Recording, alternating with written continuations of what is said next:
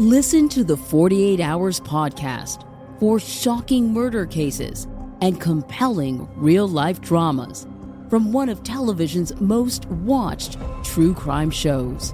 Go behind the scenes of each episode with award-winning CBS News correspondents and producers in Postmortem, a weekly deep dive. Listen to 48 Hours wherever you get your podcasts. Inspired by the life of the savvy and ambitious Colombian businesswoman Griselda Blanco comes a new Netflix original limited series. Griselda tells the story of a devoted mother who, with her lethal blend of charm and relentless savagery, creates one of the most powerful cartels in history. Witness Sofia Vergara's captivating transformation into the godmother of the underworld. Griselda, now streaming only on Netflix. Burn again, burn again, burn again. ABCs.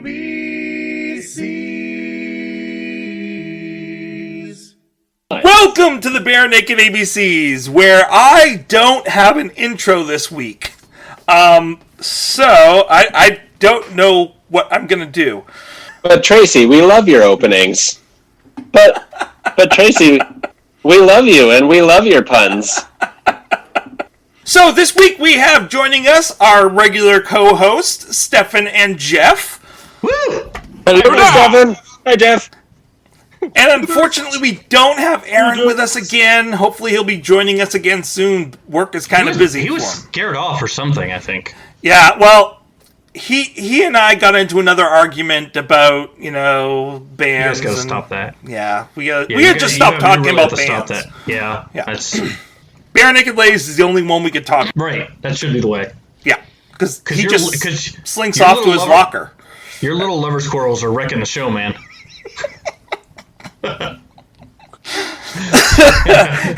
So, joining us tonight for a quarrel, because we always seem to be picking a fight with this man, is Eric Butterworth. Eric, thank you for joining us. No problem. Thank you for having me again. Actually, I think the last time you were on, we didn't argue about the song at all. No, I think we agreed on it. Actually, we were, I think, within 0.1 of each other. So, what song are we listening to tonight, guys? I love you. Thank you. But what song are we listening to? Oh, I thought it was I Don't Know. I don't know.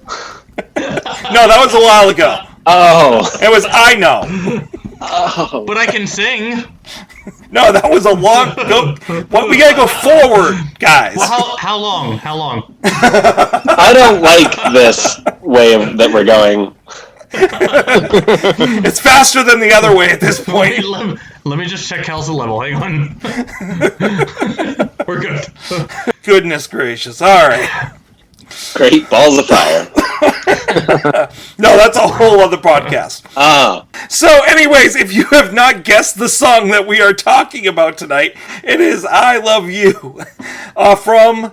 Thank you, Tracy. Aaron's not here to tell us tonight, but what do you guys think this is on? This can only be one album. Yeah. This is one album this could be on. Stefan, do you know what album this is on? Absolutely. This has got to be Maroon. I'll say for the record, Aaron's got this one nailed, I think. Yeah, oh yeah. There's no way he can get this wrong. If Aaron doesn't get this right, I will be shocked. If Aaron doesn't get this right, he's never invited back. He can stay in the trailer, because I'm more civil. You at least know the album. Yeah. So yes, this is off Gordon, if you didn't know. And if you've never heard this song before, I don't know how to continue that sentence. So we're just gonna go to the song. Cut to the song. I love you, and you love me. I love you, so let's make a family tree. Both Creegan brothers share the lead with Paige on this song on the Gordon version, but there are other versions. And please, everyone, excuse my Peter Brady versions tonight. I've done a lot of talking today at work, so my voice is coming and going. I'm going to be cracking quite a bit. Now, here's the interesting thing. The words are by Andy, Jim, Steven, and Ed.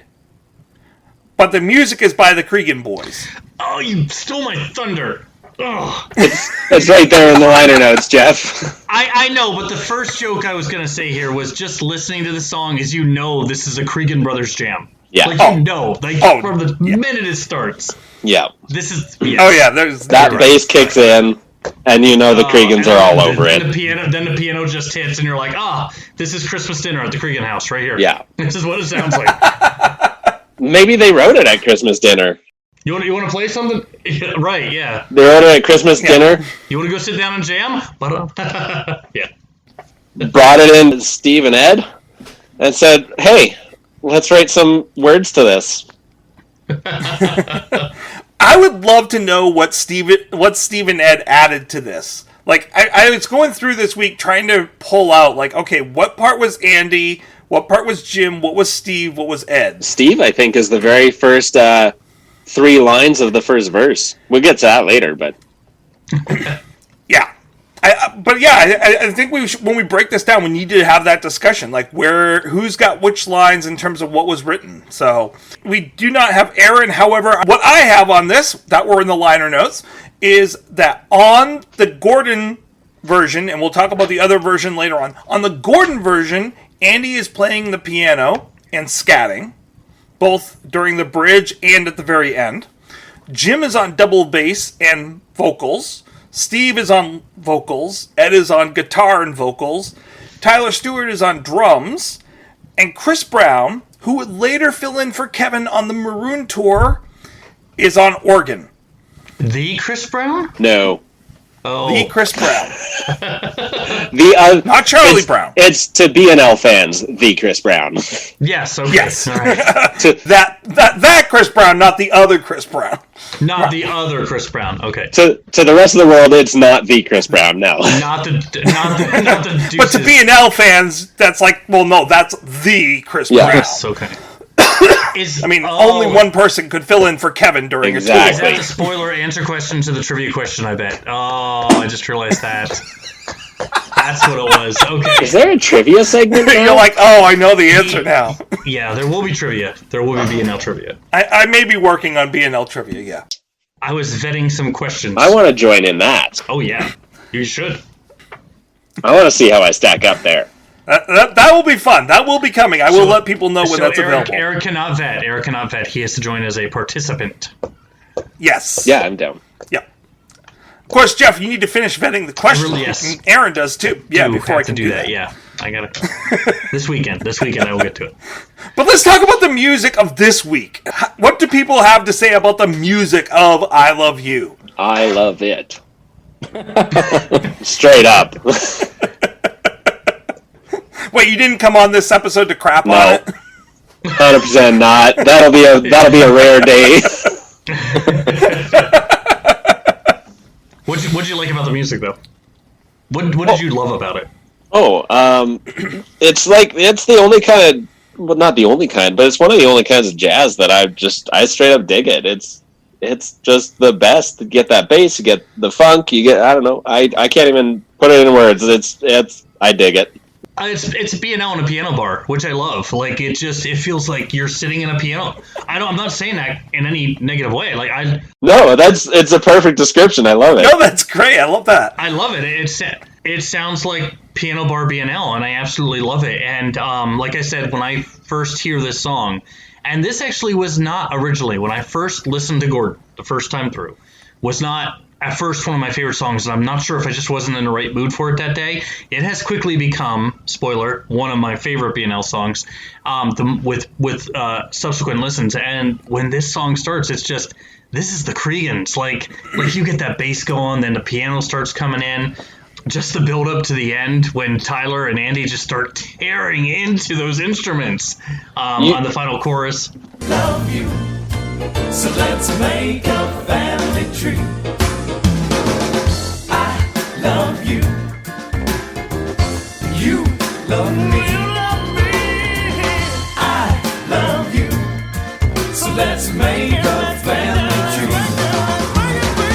you know that Jim lives a healthy lifestyle, so this isn't accurate, but you can just picture him sitting there, smoke hanging out of his mouth, dimly lit bar, and he's just plucking away at that bass by himself on a stage, and just you got maybe some like you got Andy with the alcohol up on the piano, and you got a slam poet sitting beside them, and you can picture like it's got that just like groovy jazz piano bar vibe. It even has those little moments like the uses and like I loves use, use loves. Like it has that very smooth jazzy piano bar feel to it. Musically, there's nothing I can say against this song because it works so well, except for that one little moment right after the first scatting part where I swear somebody burps.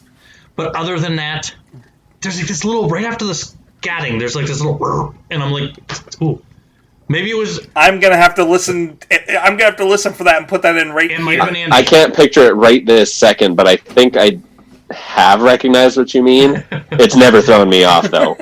No, I'm not saying it's throwing me off, but like a few times I've heard it, I was like, ooh. What was that? That's just one of the patrons at the bar had a big drink. Yeah, right. Yeah. It's interesting, actually. But no. If Billy Joel has an album, which I always feel like I'm in the minority of people who know of this album, but I'm sure I'm not. I'm going to know it. I guarantee I'll know it. Evening of Questions and Answers. Yeah. When he discusses the song Piano Man. And he talks about his stint in a piano bar as a piano man, playing a lot of major sevenths, I think it is. And he's like, you make a lot of songs sound like a lot of other songs. It's not a song, but it's reminiscent of a song. And he talks about his time in the piano bar, and he says everything was true. And I'm like, that's exactly how I picture this one. Right. Yeah. By the way, just to prove that I know that and show my Billy Joel fandom, I'm gonna do that right now because he also has that really fun thing where he won't play "We Didn't Start the Fire" because it's a guitar song. He's like Harry Truman, Doris Day. Yeah. Anyway. Harry Truman, Doris Day. Hey. But yeah, I the little polka start. That. I love that album. I do too. It's great. Who wrote all this stuff? Speaking of the piano, that's in this song. Oh, it is. There's. Andy's piano. Andy is killing it on the piano. Yes, He is, I think people underestimate and undervalue Andy's ability to play jazz piano. He is, I would say, easily one of the best jazz pianists in the world. I would say that's his primary forte. I'd say that's what Andy is. He's a jazz pianist, just like Jim, I feel, is a jazz bassist primarily, and has learned all his other styles that he also plays flawlessly, but they're jazz boys straight up. I kind of regret it. Well, I mean, Andy says that he's a percussionist, but his piano playing on this album in general, but on this song, is just phenomenal. I kind of regret that when we had Andy on the show, I don't think I mentioned this one to him, actually. Are we? I mean, look at that Jim. There's no way that Jim is not a jazz guy. Look at that. Oh, look at that Jim. Look at that Jim is also my pickup line. But no, I kind of regret that when we had Andy on the show, I don't think I mentioned this song, and I wish I had. I talked about the live version of "What a Good Boy" and how much I love that, like when he just tears it up at the end. But yeah, because his piano on this is just fantastic, especially like towards the end when he has those little ascensions, those little riffing ascensions are just glorious. Yeah. So this song doesn't get played that very often. I was looking it up this afternoon because I was like, all right, I wonder how often they go into this with Kevin. And so I pulled it up earlier this afternoon. Hold on, I got to open up my email. But while I'm doing that, I will also say that... So it's funny we're talking about his piano. Andy's first note on the piano is just that single strike.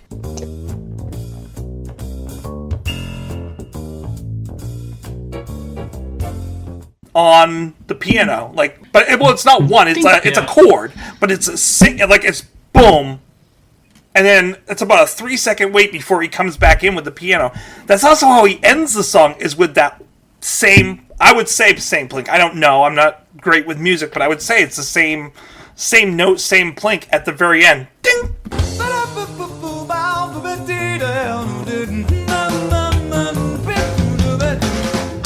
It's probably the same plink. That would make sense. Consistency, coming back to it. It's the wall of this, album.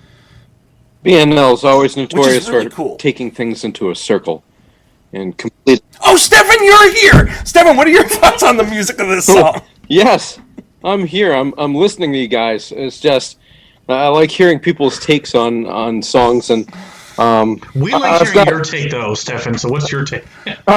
Well, I love the song, and I think you both Eric and Jeff are right on the right track as far as a jazzy feel.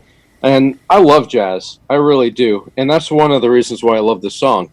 It's super simple. It's easy to remember. It's easy to get hooked into and start singing along with. And, it's just fantastic. I really like it. I love piano. I love just jazz music as a whole. For me, I really like brass instruments, and it'd be awesome to hear like a kind of a brass band go along with some BNL songs at some point to see how it would blend together. And I think it would really, If they did a horn group album, much like they did the Persuasions, but with a horn group, I think that would be. I think there's it a would lot be of songs socks that off. could benefit from that. Oh, absolutely. Which, that's Steven. That's like what Yes. Steven pretty much is doing now with having the odds backing him Yeah. up. And it does. It sounds amazing and gorgeous. So many horns come behind his music these days, and it nails it. And a lot of songs. I mean, this song would be a great big band jazz. Mm-hmm. Oh, yeah. Oh my goodness. I would love to hear this in concert with, like, I wish that we had gotten Steven when Andy was conducting the orchestra singing this song with Andy. Mm-hmm. Like, that would have just been like, if that was their ending, I would have been like, okay, I can die now. Like, that would have I been can just hear it. Like, amazing. now that you're saying about it, I can just hear it with all the big brass swells and everything, just getting the strings going. Yeah, that would be...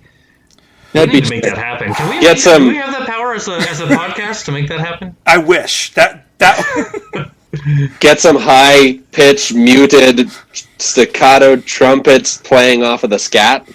Yeah. You know, Now, 2021. listen to Hello City. You owe us. After the year 2020 has sent us, you owe us big time. That's what you can. That will pay us back right there. That would, I think, it would also require a reunion, wouldn't it? We have to get them all back together. Like, we can do this, guys. I'm a dreamer. I'm not the only one. Okay, John. Oh man. Well, I think the other one that was a dreamer, he's not with us anymore. Boy, I brought that down quick. Boy, shroom, squat. You know it's 2020, Tracy. Don't joke about these things.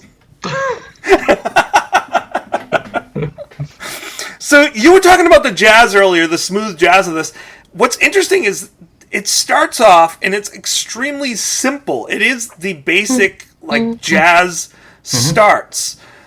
And I like how this song starts really, really quiet.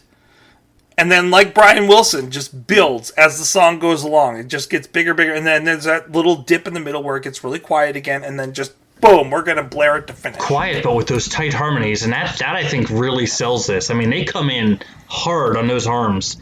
Quiet, which just really, really works. And the harmonies throughout this song are just some of the best that they've done. Especially in the early days, but such a staple of Gordon. Yeah, I mean, yes. They do it like no one else can. I feel like this is them too. I mean, this is the first album. This is Gordon. I feel like they wanted to try and show people everything they were about. So they really hit a lot of diverse, eclectic styles. And so this was just another one. Like, okay, now that we did this, let's do our big jazzy number. You know, we're gonna show the world that we can do anything. Yeah. Well, and it follows Box Set, which is an amazing spot to follow, because you have this Latin beat, and then you go right into this jazz, soft, smooth jazz number, and it really does flow amazingly well. They're just show-offs at that point.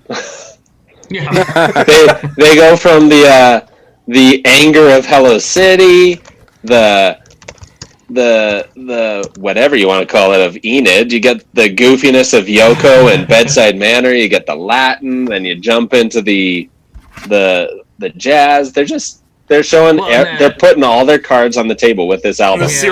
Kind of the seriousness of the fusion of the whole Grade 9 thing, and and the Brian Wilson.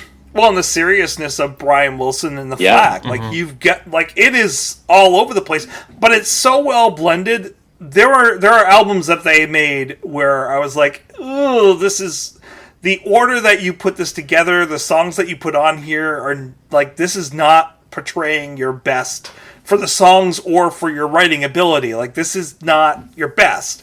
Gordon is the exact opposite of that. I would say that that's almost the most perfectly created album that I could think of. Oh, and Wrap Your Arms Around Me too is on there too. So you have another diverse style, which is the very ethereal, eerie, and we'll talk about that. But yeah, I agree. This album, probably more than anything they've done, is the least cohesive, but it works with everything they do. We didn't have Aaron this week, but one of the things I want to make sure that we point out, if he's not able to, is this is probably, I think, one of the most complex songs that they've ever written in terms of the systematic of it, the way that it's set up. So we have, interestingly enough, we start with the chorus. So we go chorus, verse, a modified chorus, because they changed the words, they changed the meaning of that chorus because of the verse. So it's really cool that the modified chorus actually follows up that verse that was just before it. Then we have the bridge. Then we have a second bridge, which is the scat. Then we have a chorus, an instrumental break, and then a third bridge, which is a revision of the first. The third chorus to the first bridge. The third chorus, which is slightly different than the final bridge. Yes, got my order out. And then finally finishing with two choruses. So if we're looking at this in terms of the pattern, it's A, B, A, C, D, A, C, E, A, A. That is a complex song. That's busy. A, B, A, C, D. Yeah, you're right. This is yeah. I had to sit down and break it down to look at it, and you have to go all the way to E because it's so it goes D, A, C, A, A. Yeah, that's Whew. It's complex, and it flows so well that it doesn't seem as complex as it is. No, but you also don't know where they're going with it, which I also love too. I mean, the fact that they go to you basically start in the chorus, you get a verse, you get a chorus, boom, you're on a bridge again. But then I love that after the third chorus, they actually go back to the bridge for a second time, which is really cool. Yeah. Or not the bridge, the pre-chorus. Yeah, right. We didn't get you enough the first time with this. We're going to do it again. So yeah, most songs have 2 to 3 verses. This song has one verse. One verse, right? Yeah. Which is so odd. And one verse and 2 bridges. That's really cool. So yeah, and then an instrumental breakdown, which is it's not really its own bridge because it's basically them riffing on the backbone that they've been playing the whole song.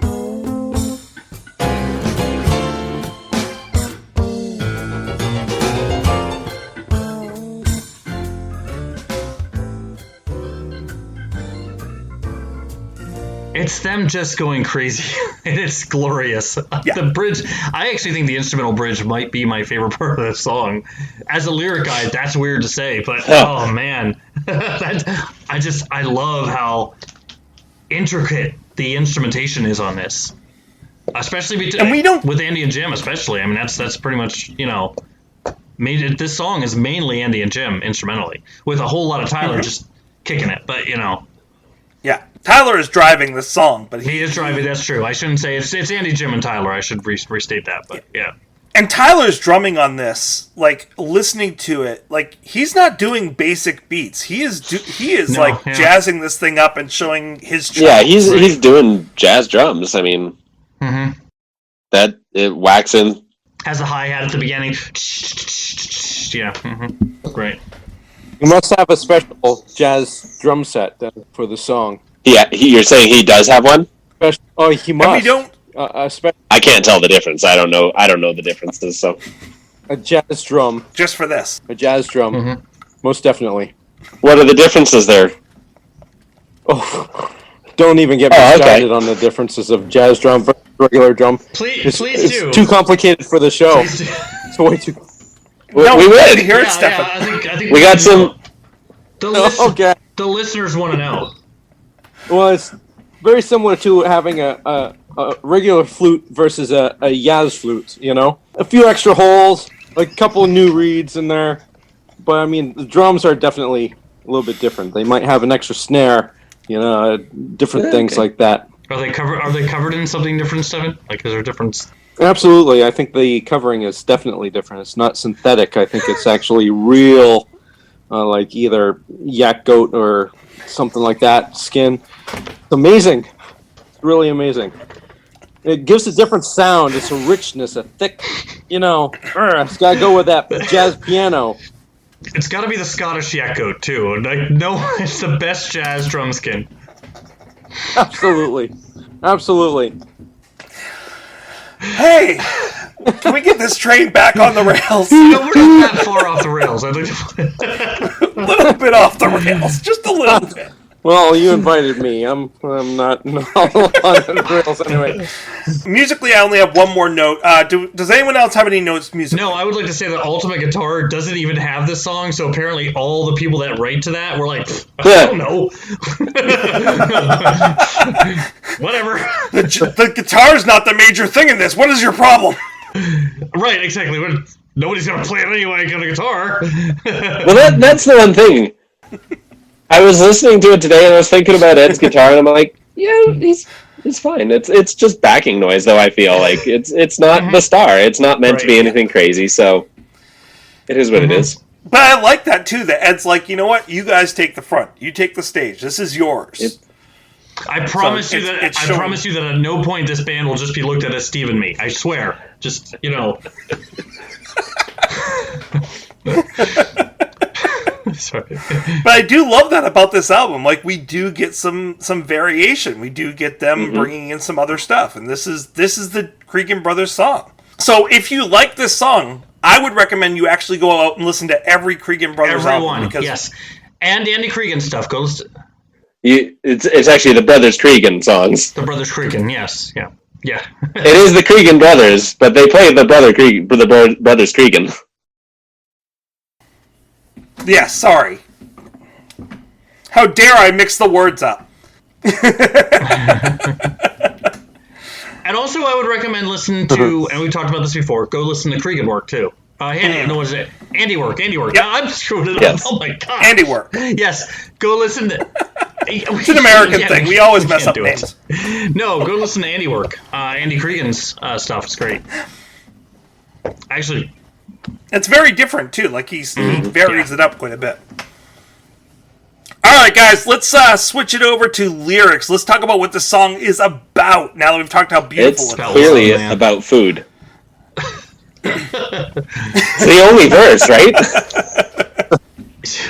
B&L and Weird Al just can't get away from food in their songs, I swear. No. They're very food-oriented guys. They really are, yeah. This brings me to who wrote what. I have my theories, but I want to hear your theories first, guys. And no, I don't have the definitive answers. I wish I did. But what are your theories about what did Steve write, what did Ed write, and what did the Creegan boys So the song is credited lyric-wise to all four of them? Mm-hmm. Okay. Correct. I would have to say I don't really know the styles of each one of those artists to be able to differentiate who wrote what. That was an honest answer. Yeah. Absolutely. I'm reading the lyrics now, and you've shocked Tracy. I didn't even know that there was a comma after ice cream and then sandwiches too. I thought the whole thing was like, I like ice cream sandwiches too. I would have to agree. Wait, it is? It is ice cream sandwiches. But is it because my lyrics don't have a comma after ice cream? No, there's a comma after ice cream, but I stinking like ice cream sandwiches. No, it's wrong online. So it is ice cream sandwiches. Yeah. Oh crap! It's ice cream sandwiches. My entire lyrical Oh, meaning. good. I mean, let me rewrite. Hang on. Shoot. Thank the Lord. Doctor. Let me tell you. I got two different versions. Jeff's got his hoagie and his pint of Ben and Jerry's. Man, all my symbolism has gone out the window. I'm telling you, I saw that comma and I was so disappointed. I do hate how they mess up lyrics online like that, because that does change that meaning of that sentence. I don't feel like it changes the meaning of this song for this case, but some songs for sure. No, but that sentence. that is. There are songs I was like, that is way off, and that's not what they're saying. Ice cream and sandwiches. What? I have to change my whole lunch plans. That's actually the only part of the song that I could even take a stab at who I think wrote it. I think that's all Steve there. I like soup. I like ice cream sandwiches too. That just sounds like Steve to me.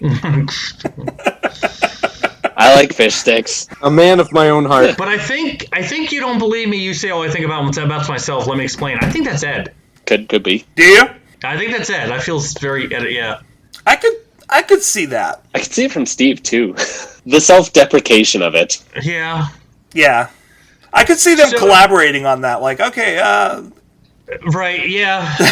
that's well, true. the individualized stuff, we're out the window here, so I'm just going to ask collectively. The scatting, do we think Andy wrote his own scatting? Oh, totally. Because I would think if he knew he had to sing it and he had to put that together, which, by the way, then props to Andy because the lyric on the scatting is good. It's really... Yeah, it's not him just like throwing away random lines that have nothing to do with each other. Like, it all makes perfect rhyme sense. Scheme. I mean, there are 5 art rhymes in there. You've given me a start, ain't no Dr. Butcher's day. Look at the chop of my heart, I get down from the start. I come down with something good. It ain't no fit or flu. Doctor said it had to be someone with blonde hair and blue eyes. I'm lovesick for you, I really. In that first stanza, in that first couplet, which I know that's not always crazy to have to pull up Rhyme Zone and go, all right, what rhymes start? But it just works really well with that line. I ain't no fever or flu. Doctor says I had to be someone with brown hair and blue eyes. I'm lovesick. It also doesn't sound like a typical Steve or Ed verse. I kind of feel like Andy definitely wrote that to sing it. Oh yeah. I've never had a doubt. Coming down with something good makes me think of the Herman's Hermits too. Such a good song. I love it. My wife and I went. And it would not surprise me if Andy liked that group. Like that. My wife and I went to go see Peter Noonan just a couple years ago. Yeah, love it was Peter so Noonan. fun. Oh yeah, so much. Really? Awesome. Even now, he's so much fun. His show. Wow. Mm-hmm. I can see that. I would not have guessed that. I think an Ed line on this song, to bring us back, could just be adding the S's in that chorus. Eyes loves yous. I think that could be Ed. That seems like an Ed thing to be like, eyes loves yous. Ed's contribution was adding S's. I don't know that that's his only one. That apostrophe S, that's mine. I don't know that that's his only one, but I think that could be an Ed contribution. I think it could be. Ed, you haven't contributed anything. What would you like to do? Well, I put S's at the end of love. Does that help you guys at all? No, but I can see that. I can definitely see that. Just playing with the words and making it a little goofy. I'm going to do the whole Newfoundland thing. Yeah. Which I do. I love. Yeah. I think the first time I heard it, that did throw me off, and I was like, "Oh, what?" And then, like I said, this one is one that has grown on me. This did not start out Gordon's song number 1, that's for sure. And over the years, and not even that long, I don't want to say like it took years, but it really has become one of my favorite songs. But I love that little touch of, because all 3 choruses are also different. Yes. You even subtly, but the first one, I love you, you love me, I love you, let's make a family tree. The second one kind of shows the cracks in the armor where things are not good, because it starts off like, oh, that's so pretty. Aww. Which is why I was like, Steven. That's got to be Steven.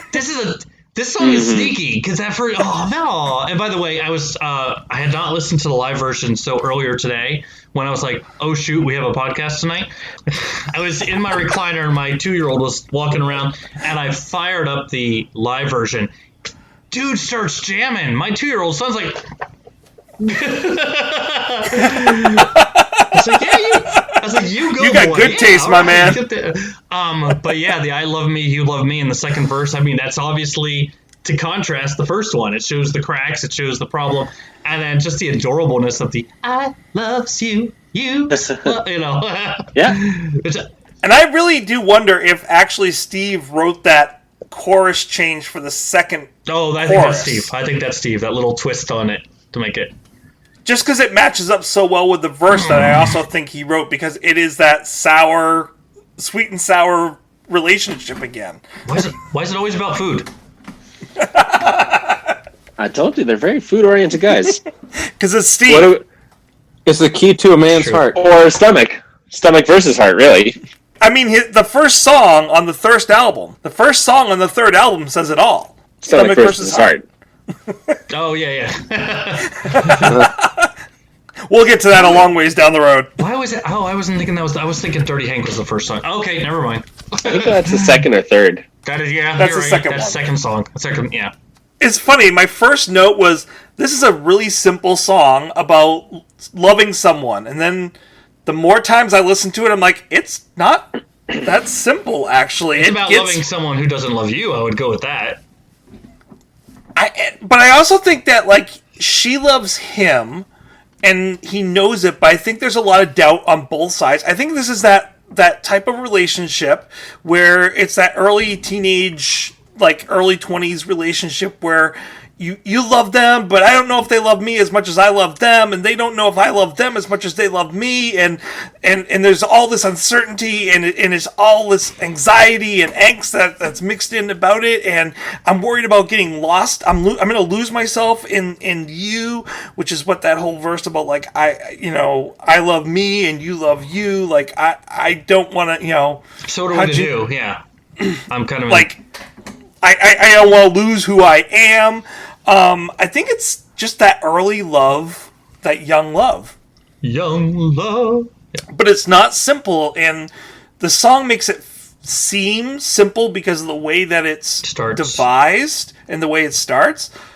But when you really sit down to look at it, just like with the music of this, it's anything but simple. Sounds good to me. All right, let's move on to the rankings. No. No, I agree. I think there's a little bit of a passage of time thing going on here, too, because it does start off, like I said, when the song starts, you're like, oh, straight up love song. I love you. It's like pretty harmonic. It's really, and then that's, into the food references, and then right after the food references, you find out that it's not quite that clear. You don't believe me. You say, I think about myself. Let me explain. Don't walk away. So there's like this level of breakupness going on. Something's going wrong there, and I really love the section that kind of shows this is not a straight up love song. Why are you blue whenever I'm in town? Yeah, which makes it think they're not even living together. This is not like a couple or a married couple. It sounds like they're not necessarily, or he leaves and comes back. But why are you blue whenever I'm in town? I guess life was fine till I came around. So obviously this is not a happy relationship like the beginning lets you think.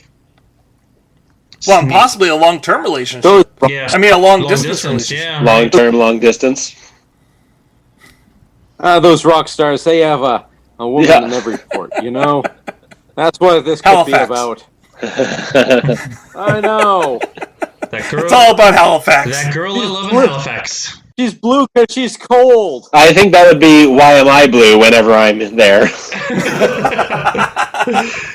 I have learned so much about this because of this podcast. I did not realize all this anti-Halifax stuff. They really don't like Halifax. No. Even to this day, I'm sure. Invisible fences about Halifax. Why should they? Why should they? Yeah, I did not realize Hay City was about Halifax until we did that episode. I never knew that either. I liked Halifax when I was there. I'd read it in a book. But I would not have known it otherwise. I would not have known that. No, they don't make it very obvious. I did not, for a long time, know what Andy was saying during that scat. Because he's just so fast. He goes so fast. But then when you know what he's saying, every word is enunciated. You can hear it when you know what he's saying. I gotta say, I've never read the lyrics for this song, actually. I've always just listened to it and enjoyed it. So reading these lyrics, I'm like, oh!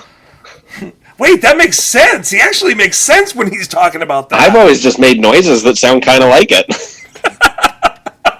He does it really well, though. Yeah, when you listen to it as you see what it says, oh yeah, He gives Ed a run for his money before Ed comes out with 1 week, even.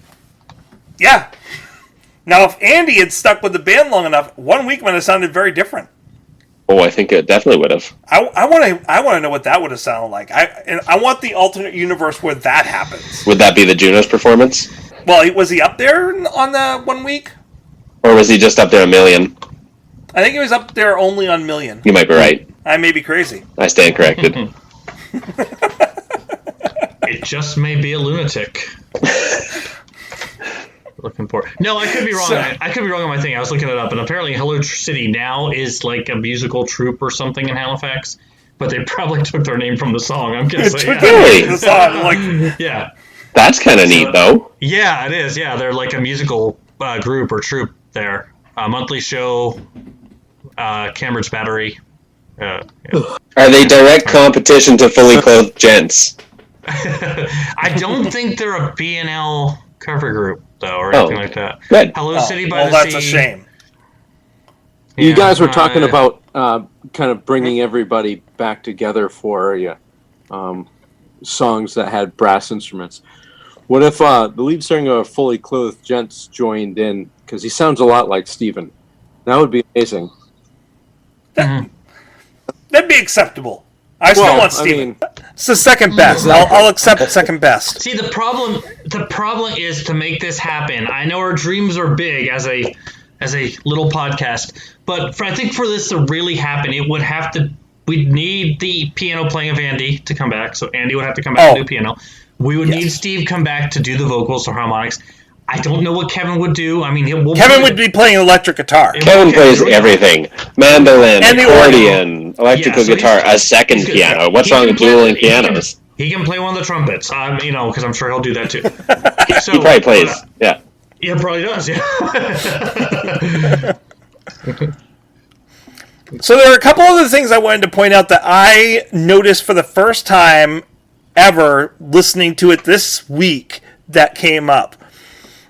On the Gordon version, when Steven says, "You don't believe me," he throws in this little in between, and I only noticed it because I listened to the other version. I'm like, oh, he didn't do it there. He goes, Oh, so, yeah, I did hear that, yeah. He makes this little, like, I get the feeling like, so we know that they got into the studio and they recorded this in kind of like one night. Like, this was their big kind of recording night.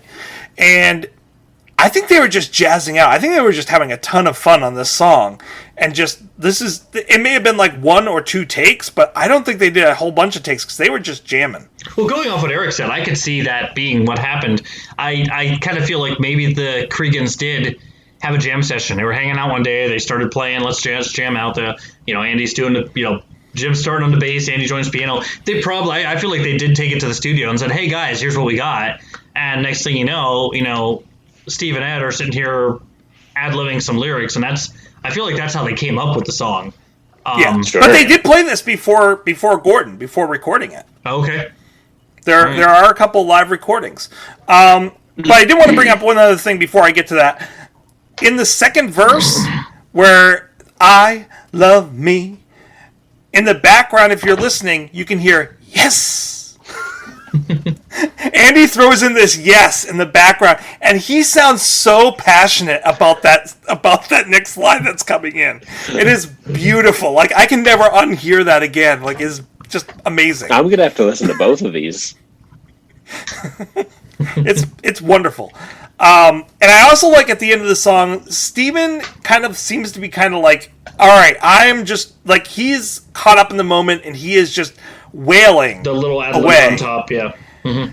But I love, like, you know what? It's the end of the song. I'm going to back out, and Andy takes over. Andy finishes this song. And it really is the Andy and Jim song, and it's perfect with Andy finishing the song and then slamming on the piano. Mm-hmm. Interestingly enough, I feel like it's as complex a song as it is. I think it's a lot like a lot of jazz songs to me, in that for me, there's usually not a heck of a lot to talk about because it is what it is. It's right there. And so I feel like I never have much to actually dissect about them. They're just, I either like them or I don't. And there's a lot of jazz I don't like. I thought it was going to be a really simple discussion because I thought it was such a simple song, but it's not. I don't think so. Like we've said, and I know.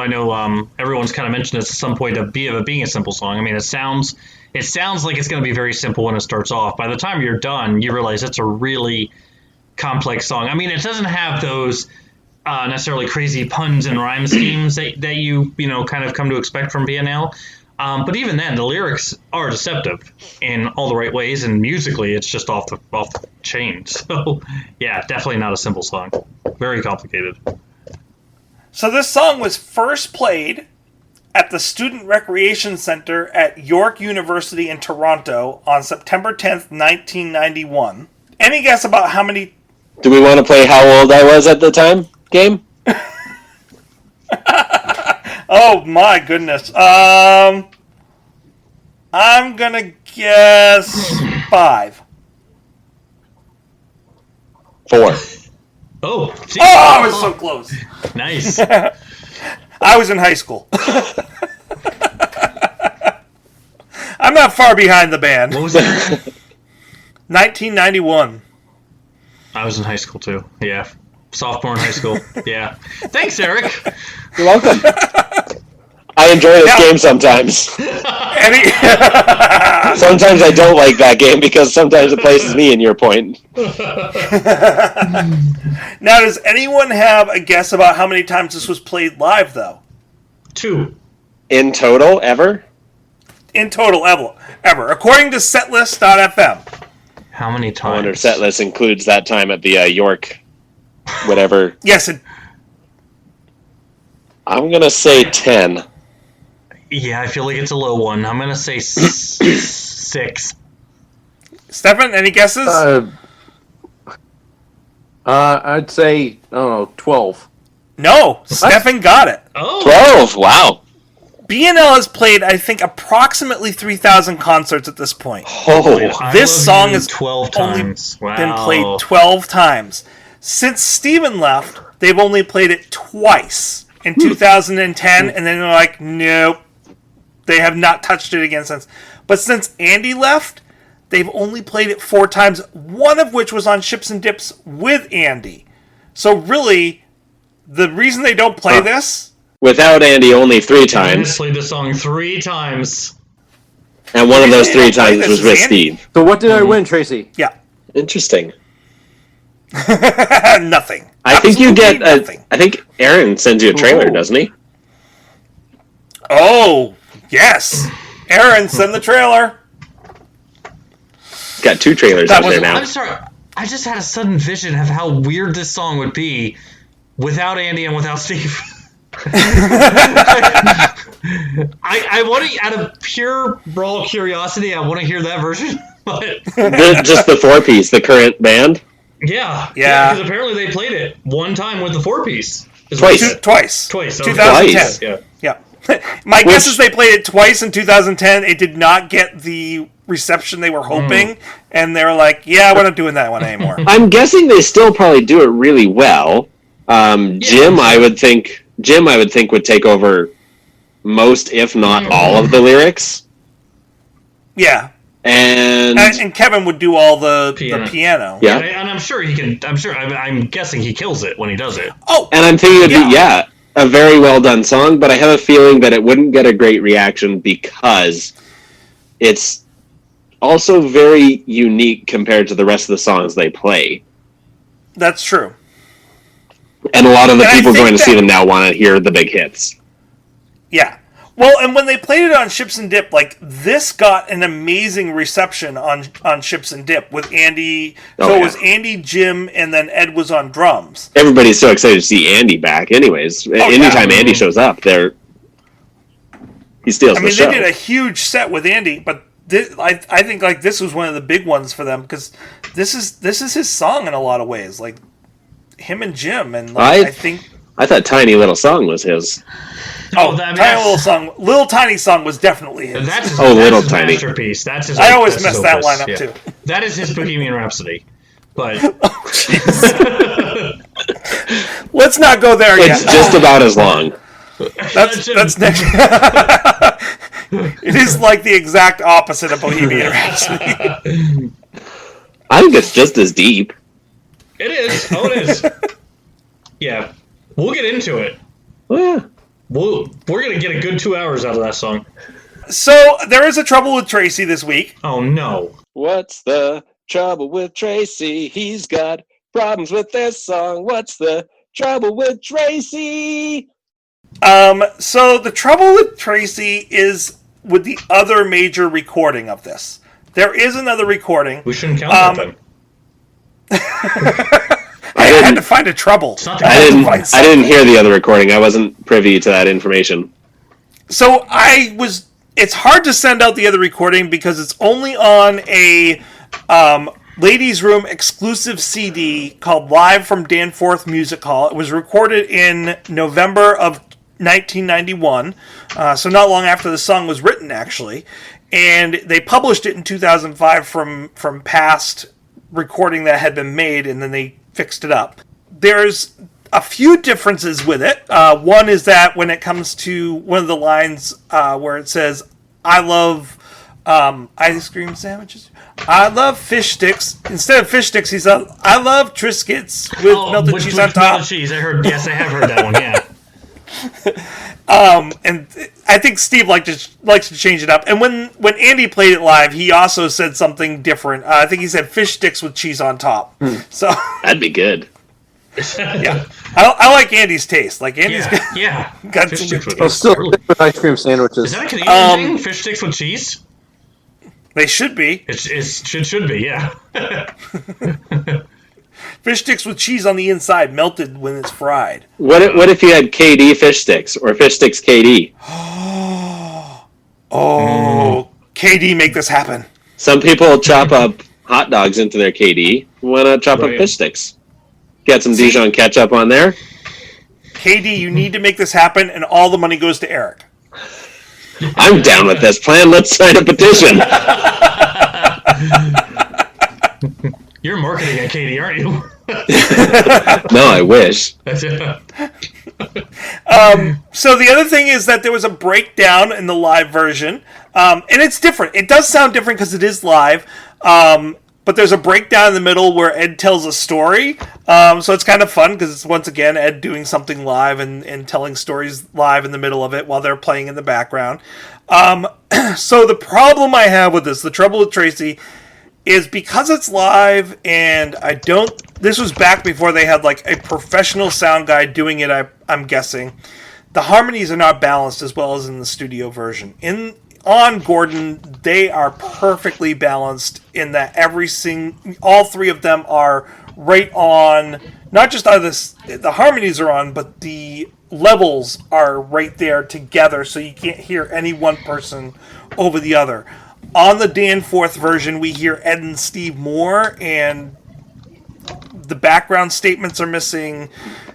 Ed has this really odd accent that he is putting on. If it's not put on, I don't know what it is. It sounds like he's trying to do a New York accent when he's telling the story, but it doesn't. It comes across as someone trying to do a New York accent. It is the strangest thing I've ever heard him do. And I feel like being a Canadian trying to put on a New York accent, you probably accidentally throw on the fake Canadian accent in the midst. You can't help it. So I think it would come out as a bizarre mixture. Oh, it was odd. I was like, that's not Toronto. That is definitely not New York. What is that? And I don't know why. That's not really a big trouble with Tracy for this one because, I mean, especially when you think of what year was that? 1991. Yeah, and live recordings at 1991 by a very, very indie band that had not put out Gordon yet. Yeah, when it comes down to it, it's not a big trouble with Tracy. I think that's going to be reflected, I think, in our ratings. Speaking of which, why don't we jump on over to ratings? Let's do some ratings. I did want to add, though, that I do think we could call something. If we were to take the Toronto accent and mix it with the New York City accent, we could probably call it Buffalonian. Anyway. And we just lost all our Buffalo listeners. Sorry, Buffalo, I love you. No, I absolutely love Buffalo, so I would never do that. So this one, I guess we're gonna do it now that Eric has made me hungry. We're gonna do this on a scale of 0 to 5 fish sticks, and if you're so willing, you can add cheese to that because that sounds scrumptious. And the first one to go is because I love the band so much. It's gonna be Eric. I have no issues with this song. It's always been one of my favorites. I've always enjoyed it. It's one of the songs that's kind of assisted me in liking jazz. I was, this is right when I started listening to BNL, right when Stunt came out, and it's just a part of my fundamental BNL knowledge. And this is a fundamental song. I've got to have it on any playlist that has them. So I'm gonna give it a 5. I was gonna give it less than a 5, but it just changed in my head. So that's gonna be 5 fish sticks with Havarti. Oh! We could shredded, sliced, whatever you like.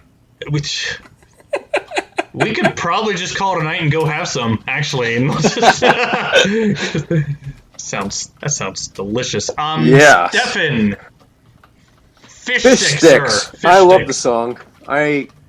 Gordon is my staple because it's the only album I have. But I love the song, and I love Gordon. That really came out wrong. I like the the album Gordon. No, it didn't, Stefan. Let's be honest. There's nothing wrong with Gord Downey or Gord Lightfoot. Gordon Lightfoot. I actually really do like Gordon Lightfoot. Oh, dear God, Eric, what did you do? I know. It's awesome. Oh, jeez. Where are we going with this? What is going on? Oh, man. I just totally lost track of everything. So how do you feel about the songs? Not the Edmund Fitzgerald one.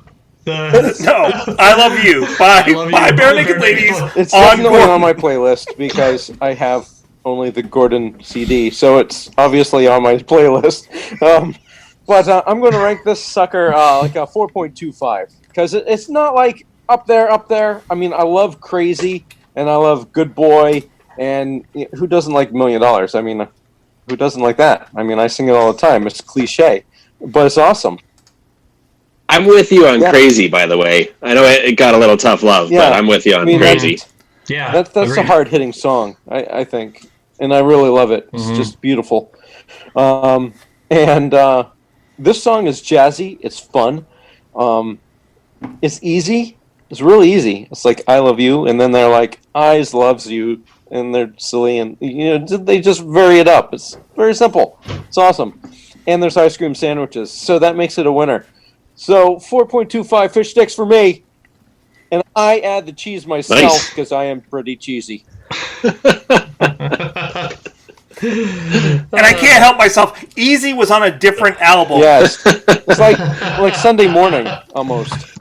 Oh, take it easy there, bud. Oh, okay. Who's next? Easy as 1, 2, 3. Don't.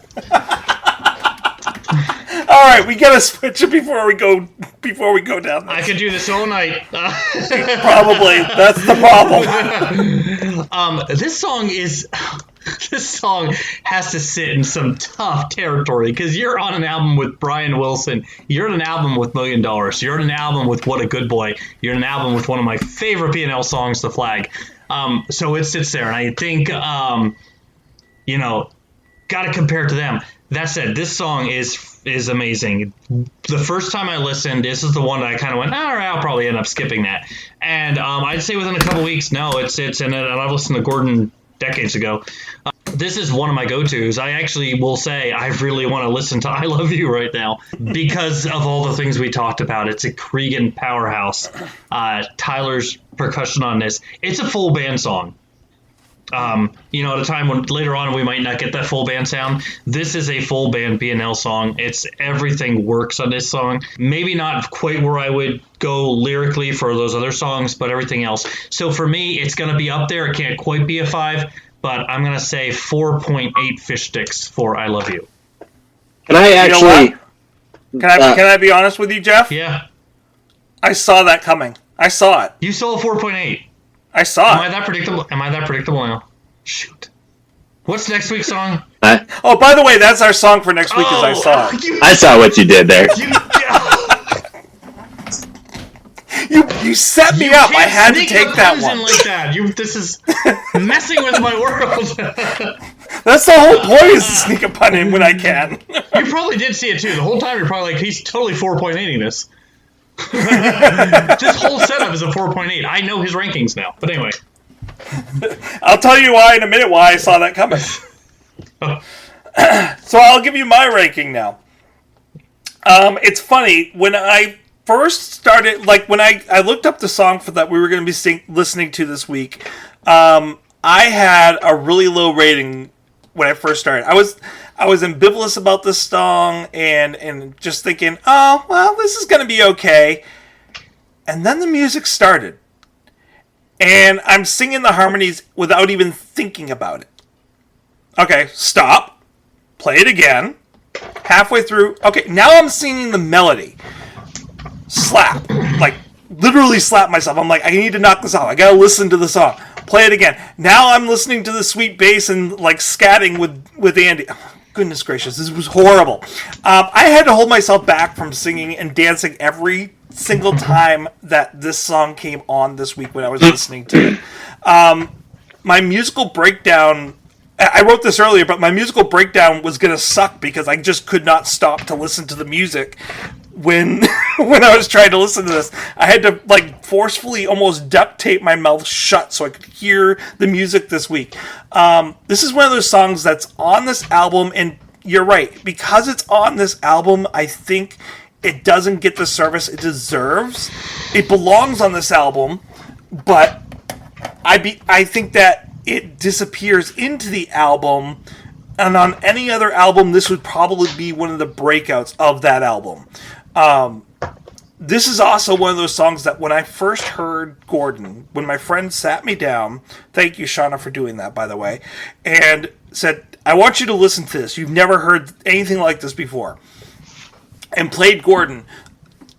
Hello City was the one that, like, immediately caught my attention. This was one of the songs that made me fall in love with BNL. Is it their best song? No, but once again, it's on an album of, like, phenomenal songs. So for me, I've got to give this song, like, really high numbers, even though I was, like, starting out low. I give this a 4.8. I wanted to kind of address that because everything you were saying, I was like, that's absolutely right. And with, trying to listen to it, trying to give it its time without interrupting it by yourself is one of those things that was when I realized that I can't listen to it without that. Mm-hmm. It has to bring its ranking up.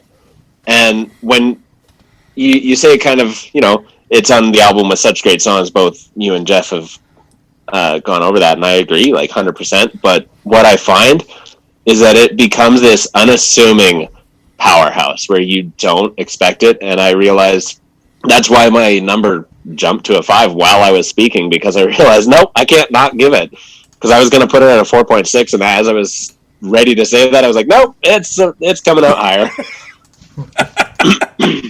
And I think it's because it is so unassuming, and it sneaks up on you. It's just... Well, like I said, when I was listening to it today, and my son just starts dancing to it. Next thing you know, my 2-year-old son and I are jamming to this song. It has the power. It's just this song that just makes you feel good, too. And sometimes that's all it takes to make a song great. I mean, it's just like, I want to listen to you right now. Because, by the way, I forgot. I'm actually putting Mascarpone on mine. So can you put that in the rankings? Oh, Mascarpone? Yeah, I'm going to put some Mascarpone on there. What are you putting on yours? Oh, I got to go with Sharp Cheddar. Okay. But I'm not putting it on it. I'm taking the fish sticks apart.